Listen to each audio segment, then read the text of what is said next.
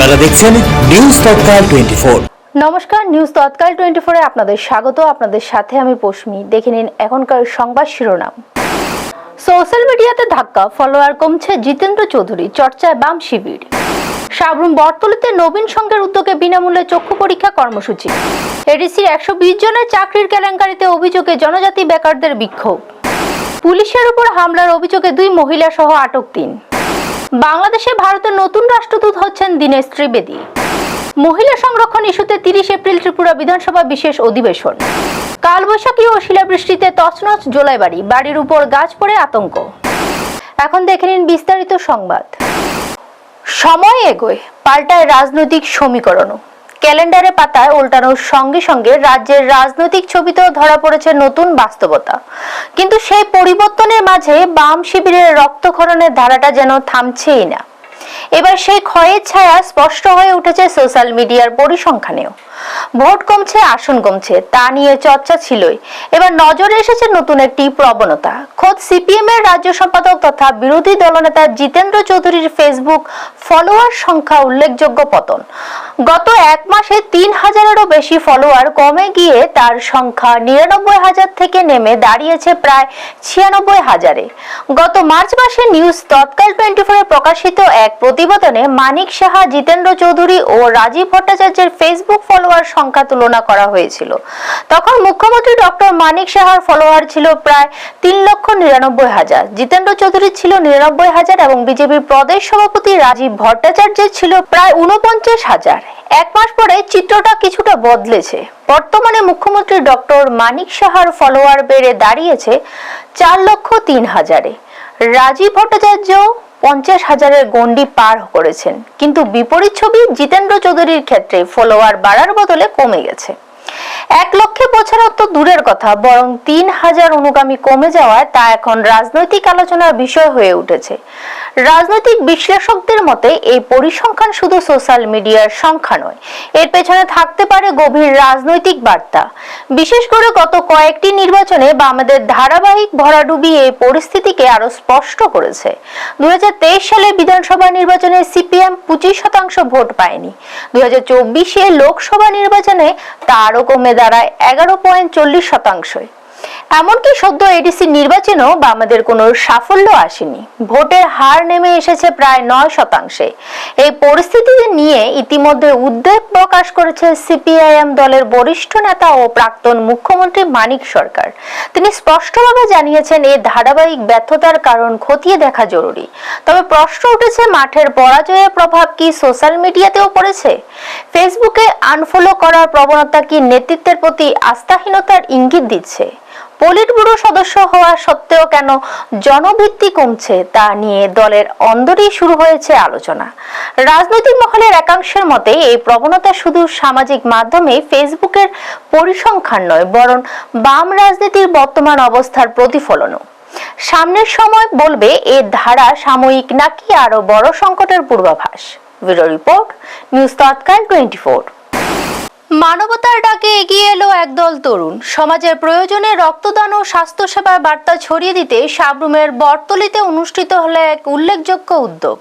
সাবরুমের বটতলী এলাকার নবীন সংঘ সামাজিক সংস্থার উদ্যোগে পিএমসি ছোটখিল এসবি স্কুলে একটি চক্ষু শিবিরের আয়োজন করা হয়। এই কর্মসূচিতে সহযোগিতা করে আগরতলা বেসরকারি চক্ষু হাসপাতাল অশ্বিনী নেত্রালয়। অনুষ্ঠানের সূচনা হয় প্রদীপ প্রজ্বলনের মাধ্যমে। উদ্বোধন করেন সাতচার পঞ্চায়েত সমিতির প্রাক্তন চেয়ারম্যান অনিল মজুমদার। এদিন উপস্থিত অতিথিদের উত্তরীয় পরিয়ে সম্মান জানানো হয়। অনুষ্ঠানে স্বাগত ভাষণ দেন সংস্থার সভাপতি হারাদন দাস। শিবিরের বক্তব্য রাখতে গিয়ে অশ্বিনী নেত্রালয়ের প্রোগ্রাম ম্যানেজার গৌরব চৌধুরী জানান, সাধারণ মানুষের জন্য বিনামূল্যে চক্ষু পরীক্ষা ও প্রয়োজনীয় অপারেশনের ব্যবস্থা রয়েছে। পাশাপাশি প্রধানমন্ত্রী আরোগ্য যোজনার আওতায় এই পরিষেবা প্রদান করা হচ্ছে। এদিন মোট 90 জন নাগরিক চক্ষু পরীক্ষার জন্য নাম নথিভুক্ত করেন। রক্তদান শিবিরের পাশাপাশি স্বাস্থ্য সচেতনতা বাড়াতে এই উদ্যোগকে সাধুবাদ জানিয়েছেন স্থানীয়রা। ব্যুরো রিপোর্ট, নিউজ তৎকাল 24। তো এখানে নবীন সংঘ সামাজিক উন্নয়ন সংস্থা আমাদেরকে অনেকদিন আগে ডাকতে ছিল। আমরা আজকে সারা দিয়ে আজকে আসলাম। তো এখানে আসে দেখলাম খুব সুন্দর আয়োজন করা হয়েছে। তো সমস্ত কিছু দেখছি। তো এখন কিছুক্ষণের মধ্যে আমরা আমাদের যা করণীয় স্টার্ট করব। তো এখানে যাদের আজকে ছানি ধরা পড়বে তাদেরকে আমরা নিয়ে যাব বিনামূল্যে। এখান থেকে আমাদের নিজস্ব গাড়ি আছে, গাড়ি দিয়ে নিয়ে যাব, প্লাস অপারেশন করিয়ে দেব, থাকা খাওয়া আবার এখানে পৌঁছে দেওয়ার দায়িত্ব আমাদেরই। কোনো রকম কোনো টাকা পয়সা লাগবে না, সেটা সবকিছু পেছনে পিএম জয় সিএম জয়ের মূল্যবান দায়িত্ব রয়েছে, যেটা দিয়ে আমরা সমস্ত কিছু এটা ফ্রি পরিষেবা দিচ্ছি। চাকরির আশায় অপেক্ষায় আর তার মাঝে বেআইনি নিয়োগের অভিযোগ। এই ক্ষোভে এবার রাস্তায় নামলো জনজাতি অংশের বেকার যুবক যুবতীরা। এডিসিতে চাকরির কেলেঙ্কারি নিয়ে সরব হয়েছে জনজাতির বেকাররা। তাদের অভিযোগ প্রায় 120 জনকে স্বচ্ছ নিয়ম না মেনে বাঁকা পথে চাকরি দেওয়া হয়েছে, ফলে প্রকৃত যোগ্য প্রার্থীরা বঞ্চিত হচ্ছেন। এই ঘটনার প্রতিবাদে বিবেকানন্দ ময়দানের সামনে বিক্ষোভ প্রদর্শন করে জনজাতির বেকাররা। তাদের দাবি নিয়োগ প্রক্রিয়া সম্পূর্ণ স্বচ্ছভাবে পরিচালনা করতে হবে এবং যোগ্যতা ভিত্তিতে বেকারদের সুযোগ দিতে হবে। বিক্ষোভকারীরাও জানিয়েছেন দীর্ঘদিন ধরে তারা চাকরির আশার প্রস্তুতি নিচ্ছিলেন, কিন্তু এভাবে অনিয়ম হলে তাদের ভবিষ্যৎ অনিশ্চয়তার হয়ে পড়েছে। দ্রুত বিষয়টি খতিয়ে দেখে প্রশাসনের পক্ষ থেকে প্রয়োজনীয় ব্যবস্থা নেওয়ার দাবিও জানান তারা। এ নিয়ে জনজাতি অংশের বেকার যুবক যুবতীদের মধ্যে ব্যাপক ক্ষোভ দেখা দিয়েছে। ব্যুরো রিপোর্ট, নিউজ তৎকাল 24। মিডিয়া ভাই বন্ধুদেরকে নমস্কার এবং এই দিনের বেলা এই দুপুরের অভিনন্দন আপনাদেরকে। আমরা এখানে আজকে বিক্ষোভ মিছিল করছি যে গত কয়েকদিন না মাস এপ্রিল মাস থেকেই যে কোনো না নোটিফিকেশন দিয়ে না কোনো ইশতেহার দিয়ে না পত্রিকাতে না খবরে জানিয়ে আমাদের এই এডিসি গভর্নমেন্ট নাকি 120 জনকে নিয়োগ করে নিয়েছে এই এডিসিতে সরকার চাকরি। তাই এখন এইগুলো আমার দেখা যাচ্ছে আমাদের সোশ্যাল মিডিয়া বিভিন্ন মাধ্যমে বিভিন্ন পত্র পত্রিকার মাধ্যমে যে এগুলো সব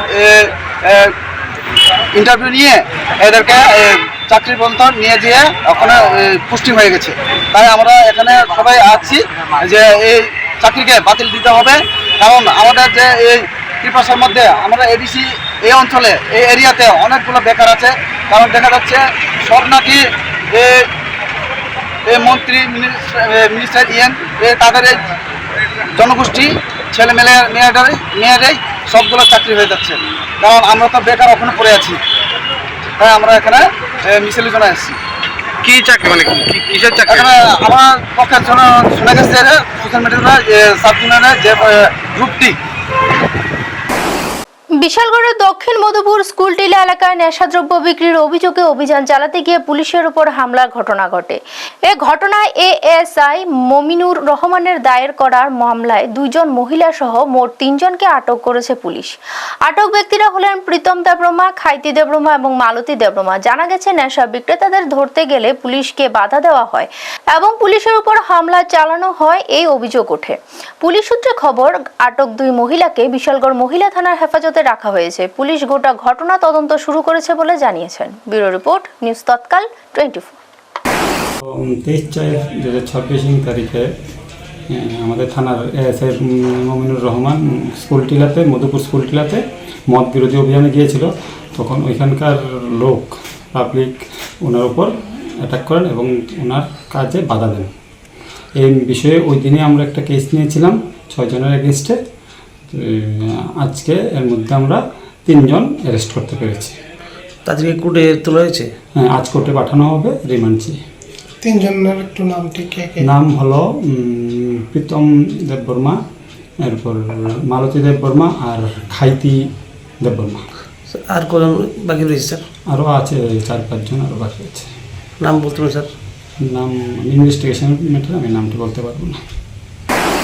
রাজনৈতিক মঞ্চে কিছুটা নীরবতার পর আবার শিরোনামে ফিরলেও এক পরিচিত মুখ। কূটনৈতিক দায়িত্বে নতুন অধ্যায় শুরু করতে চলেছে অভিজ্ঞ রাজনীতিবিদ দীনেশ ত্রিবেদী। বাংলাদেশে ভারতের নতুন রাষ্ট্রদূত হিসেবে নিয়োগ করা হয়েছে দীনেশ ত্রিবেদীকে। ভারতের পররাষ্ট্র মন্ত্রণালয়ের তরফে জারি করা বিবৃতিতে এই সিদ্ধান্তে আনুষ্ঠানিক সিলমোহর দেওয়া হয়েছে।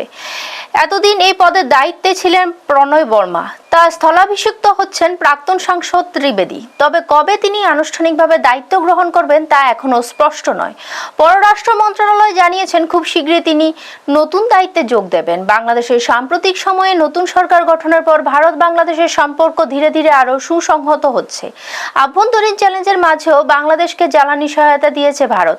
এই প্রেক্ষাপটে দীনেশ ত্রিবেদী রাষ্ট্রদূত হিসেবে নিয়োগকে তাৎপর্যপূর্ণ বলে মনে করেছেন কূটনৈতিক মহল। নতুন রাষ্ট্রদূত কে হবেন তা নিয়ে কিছুদিন ধরেই জল্পনা চলছিল। দীনেশ ত্রিবেদী ছাড়াও আরিফ মোহাম্মদ খানের নাম আলোচনায় ছিল, তবে শেষ পর্যন্ত ত্রিবেদীর নাম চূড়ান্ত করা হয়েছে। দীর্ঘ রাজনৈতিক জীবনে বিভিন্ন রাজনৈতিক দলের সঙ্গে যুক্ত ছিলেন দীনেশ ত্রিবেদী। কংগ্রেসের হাত ধরে রাজনীতিতে প্রবেশের পর জনতা দলে যোগদান এবং এরপর তৃণমূল কংগ্রেসের গুরুত্বপূর্ণ ভূমিকা পালন করেন। মমতা ব্যানার্জির ঘনিষ্ঠ সহযোগী হিসেবেও পরিচিত ছিলেন তিনি। তৃণমূলের সাধারণ সম্পাদক থেকে শুরু করে রাজ্যসভার সাংসদ, লোকসভার সাংসদ এবং কেন্দ্রীয় মন্ত্রিসভার সদস্য হিসেবেও দায়িত্ব পালন করেছেন। ইউপি সরকারের আমলে তিনি স্বাস্থ্য ও পরিবার কল্যাণ মন্ত্রী হিসেবে ছিলেন। পাশাপাশি 2011 সালে মমতা ব্যানার্জির রেলমন্ত্রী পদ ছাড়ার পর সেই দায়িত্ব সামলান দীনেশ ত্রিবেদী। সব মিলিয়ে তার এই নতুন কূটনৈতিক দায়িত্ব ভারত বাংলাদেশ সম্পর্কের ক্ষেত্রে একটি গুরুত্বপূর্ণ পদক্ষেপ বলে মনে করা হচ্ছে। ব্যুরো রিপোর্ট, নিউজ তৎকাল 24। আগামী 30শে এপ্রিল একদিনের জন্য বসতে চলেছে ত্রিপুরা বিধানসভা। এই অধিবেশনে মূলত মহিলা সংরক্ষণ আসন সংক্রান্ত বিল নিয়ে আলোচনা করা হবে। এ বিষয়ে রাজ্যের মন্ত্রী রতনলাল নাথ জানান, এখনো লোকসভা ও বিভিন্ন বিধানসভায় 1/3 মহিলা সংরক্ষণ পুরোপুরি বাস্তবায়িত হয়নি। তিনি আরও বলেন, মহিলাদের রাজনৈতিক ক্ষেত্রে অংশগ্রহণ বাড়ানো এবং তাদের জন্য নির্দিষ্ট প্রতিনিধিত্ব নিশ্চিত করাই এই বিলের মূল উদ্দেশ্য।